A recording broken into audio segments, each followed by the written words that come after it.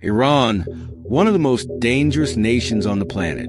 The country is ruled by people who fear nothing and spare no effort to achieve their geopolitical objectives in the Middle East. With a controversial nuclear program and frequently confrontational rhetoric, the regime of the Ayatollahs keeps both its neighbors and Western powers in a constant state of alert. Despite facing some of the most stringent sanctions ever imposed, Iran continues to fund its authoritarian regime and expand its influence in the Middle East. What might initially seem like a mystery has a clear explanation. The country has developed a sophisticated system to bypass international restrictions, securing access to billions of dollars. The primary source of funding lies in oil, which remains the backbone of Iran's economy. Although sanctions severely limit its export, Iran operates within a complex clandestine network that includes front companies, ships flying false flags, and concealed transactions. This scheme allows the regime to sell oil to countries like China, which, despite avoiding official involvement, benefits as the largest buyer of this strategic resource. What makes this system even more remarkable is how it finances both domestic projects and external alliances. Some of this money supports militias such as Hezbollah and Hamas, while other portions strengthen the country's nuclear program and military advancements. While this ability to circumvent sanctions may seem like a victory, it also hides a fragile balance. The Iranian regime relies on external alliances and its ability to manipulate global systems. The tension between the benefits of these practices and the internal costs, such as inflation and inequality, exposes the contradictions of this model. To better understand how sanctions directly impact Iran and how it responds to these restrictions, we need to delve into the functioning and scope of these international measures. The economic sanctions imposed on Iran represent one of the most comprehensive efforts ever made to isolate a country.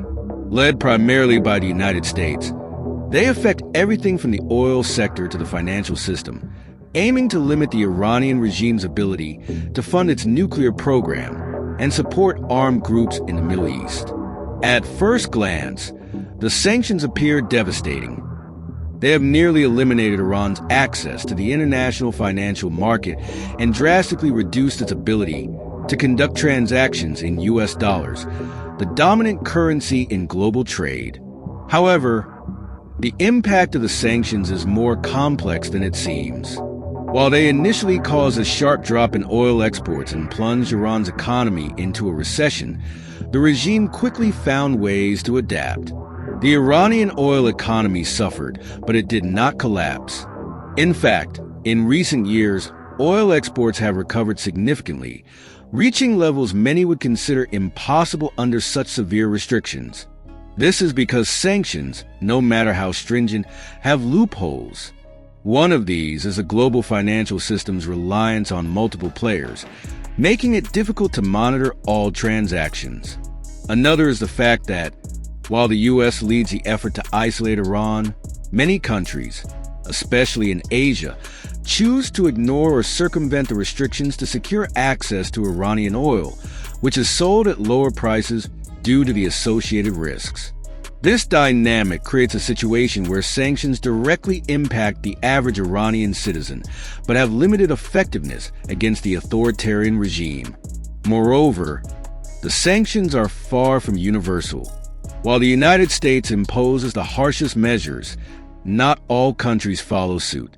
Major powers like China and, to a lesser extent, Russia, find ways to trade with Iran without facing significant repercussions. This fragmentation in the sanctions gives the Iranian regime enough room to operate, albeit with limitations. To sustain its economy amid such strict sanctions, Iran has developed one of the most sophisticated clandestine networks in the world. This operation ensures that Iranian oil, the primary target of sanctions, reaches international markets without raising suspicion. It all begins with production at the country's export terminals, but the path the oil takes to reach buyers is deliberately complex and filled with steps designed to obscure its true origin. Oil tankers play a crucial role in this process. Many of these are older vessels registered in countries like Panama or Liberia, flying flags that avoid drawing attention. These ships often turn off their transponders, devices that allow their locations to be tracked to avoid international monitoring. When turned back on, they appear in false locations or simulate journeys that do not match reality, creating a digital maze. Oil is frequently transferred between ships at sea in strategic locations such as the coast of Oman, Malaysia, or Singapore. This ship-to-ship transfer method makes tracking even more difficult and helps conceal the Iranian origin of the product. In many cases, the documents accompanying the cargo are falsified, claiming the oil comes from neighboring countries such as Iraq or Oman instead of Iran. Beyond maritime routes, Iran also relies on an extensive network of front companies to sell its oil. These companies, based in places like Hong Kong, the UAE, and Europe, create a smokescreen by brokering transactions and providing falsified certificates of origin. Each sale is organized to appear legitimate, using detailed contracts that even include fake cargo inspections. This clandestine network not only ensures that Iranian oil continues to be sold, but also highlights the high degree of planning and coordination involved. It is a truly global operation where every detail, from transportation to documentation, is meticulously manipulated. At the heart of this scheme, China plays an indispensable role, not only as the largest buyer of Iranian oil, but also as a key facilitator of this smuggling system. For China, Iran is a reliable source of cheap oil and a useful ally in the complex power dynamics of the Middle East. This partnership is rooted in mutual interests but shaped by the disparity in status between the two nations. While Iran desperately needs buyers for its sanctioned oil, China leverages its position of strength to negotiate favorable prices and minimize political risks. China accounts for 95% of Iran's oil exports, but avoids direct involvement to maintain its relations with the United States. Instead, Beijing uses intermediaries, such as independent refineries and front companies, to acquire the oil without leaving a trail. These refineries, often referred to as teapot refineries, operate under the radar of U.S. sanctions, processing large amounts of Iranian oil while claiming it originates from other sources. This relationship benefits both sides. Iran secures a steady market for its oil, which is essential to sustain its economy and fund its power projects. Meanwhile, China, by purchasing heavily discounted Iranian oil, strengthens its energy security and expands its geopolitical influence in the region. Beijing also benefits from Iran's weakened state, ensuring that it remains dependent on this partnership. The economic interdependence between the two countries extends beyond oil. China also provides technology, industrial equipment, and in some cases, surveillance systems that help the Iranian regime suppress dissent and consolidate internal control. This support, though often indirect, bolsters the regime's stability and helps Iran stay relevant in the geopolitical arena, even under international pressure. Despite the apparent partnership, the relationship is far from equal. Iran often concedes to China's demands, accepting lower prices and conditions that reflect its vulnerable position. For the Iranian regime, however, this dependence is a price worth paying, as it allows them to sustain their operations and advance their strategic goals. With China providing a lifeline for Iranian oil exports, the regime can fund not only its economy, but also its overseas operations. This includes financing militias and nuclear projects that are integral to its regional influence strategy. The revenue from oil smuggling plays a central role in Iran's strategy to maintain its regional dominance. Much of this income is not used solely to support the domestic economy, but is instead directed toward funding allied militias and projects that expand Iran's presence in strategic regions. Groups like Hezbollah in Lebanon, Hamas in Palestine, and the Houthis in Yemen rely heavily on these resources to sustain their operations. These organizations function as extensions of Iran in a network it refers to as the Axis of Resistance, enabling the regime to project power indirectly on multiple conflict fronts. Beyond supporting external allies, this revenue also directly finances Iran's nuclear program and military advancements. The country invests heavily in developing ballistic missiles and armed drones, which have been deployed not only in the Middle East, but also in conflicts like the war in Ukraine, through its alliance with Russia. These initiatives solidify Iran's position as a threat to both its neighbors and Western powers. The nuclear program, in particular, remains a focal point of global tension, with Iran channeling billions into advancing uranium enrichment while defying international oversight efforts. Internally, oil revenues are also used as a political tool. The regime rewards key figures and loyal organizations, such as the Islamic Revolutionary Guard Corps, which plays a critical role in both domestic repression and managing clandestine operations abroad. These funds create an elite directly benefiting from the system, while the majority of the population bears the brunt of sanctions and economic mismanagement. It's a model that prioritizes the regime's survival and expansion at the expense of the general population's well-being. The militias financed by the regime don't act in isolation. They heighten tensions in areas like Gaza, Yemen, and Lebanon, fueling crises that often require international intervention. These actions keep Iran at the center of the geopolitical chessboard, forcing powers like the United States to maintain constant attention on its influence. However, to enable this strategy, Iran relies on an effective financial system capable of moving vast sums of money discreetly. Iran operates a complex financial network to channel money from oil smuggling. Front companies spread across countries like Hong Kong, the UAE, and Turkey are critical components of this system. These entities mask the origin of payments, allowing billions of dollars to flow to the Iranian regime without raising suspicion.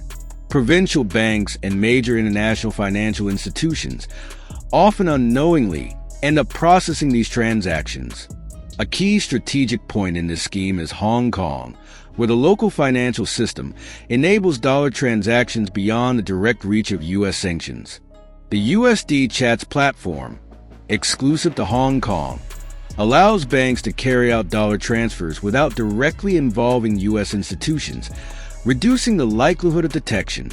This loophole in global oversight is heavily exploited by Iranian exchange houses. The operations also involve falsified contracts and triangular transactions, where money passes through multiple accounts in different countries before reaching Iran. This opacity makes it challenging for international authorities to trace financial flows, even as efforts to strengthen banking compliance intensify. While sanctions have blocked banks directly tied to the regime, other institutions remain vulnerable to exploitation. As the Iranian regime employs elaborate schemes to fund its power projects, the country's population suffers the indirect costs of this strategy. International sanctions, combined with internal mismanagement, have caused rampant inflation and an economy marked by growing inequality. Basic goods and medicines have become inaccessible for many Iranians, while an elite close to the regime continues to profit from smuggled oil revenues. The local currency, the rial, has lost much of its value, exacerbating the population's hardships. The regime's dependence on smuggling and clandestine transactions limits the inflow of hard currency into the formal economy, complicating the import of essential goods. Small businesses and merchants without access to government-backed schemes face even greater challenges, driving up unemployment and social instability. This starkly contrasts with the enrichment of the elites.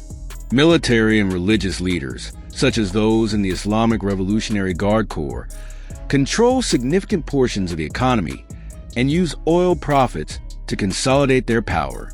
Meanwhile, occasional protests against the economic situation are met with force, highlighting the regime's priority to maintain its power structure, even at the expense of the general population. Despite these difficulties, The regime portrays its actions as heroic resistance to Western sanctions. This narrative, widely disseminated through state propaganda, is used to justify the sacrifices imposed on the population. However, growing internal discontent and the prolonged impact of sanctions could jeopardize the government's stability in the long term. Dismantling Iran's clandestine system is a challenge even for the world's largest powers. Despite sanctions, the Iranian regime has built a resilient network that adapts quickly to international scrutiny. For every front company or trade route exposed, new ones emerge to replace them, making the fight against this system a constant race against time. Loopholes in the global financial system, particularly in regions like Hong Kong and the UAE, facilitate these operations and hinder more effective punitive actions. One of the biggest obstacles is the reluctance of some powers to pressure banks and institutions that, even indirectly, facilitate Iran's operations. Despite expert warnings, large international and provincial banks continue to be used by the regime to move funds.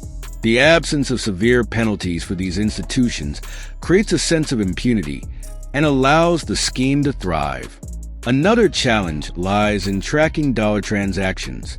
Although the U.S. leads the sanctions effort, the sheer volume of global financial transactions makes identifying illicit activities difficult. Hong Kong systems operate as a gray area where sanctions can be circumvented. Iran's clandestine financial network is a testament to strategic resilience. Even under constant surveillance and sanctions, the regime has shown an impressive ability to adapt and continue operating on a large scale. With each new investigation exposing front companies, bank accounts, or smuggling routes, the system quickly reorganizes, creating new structures to replace compromised ones.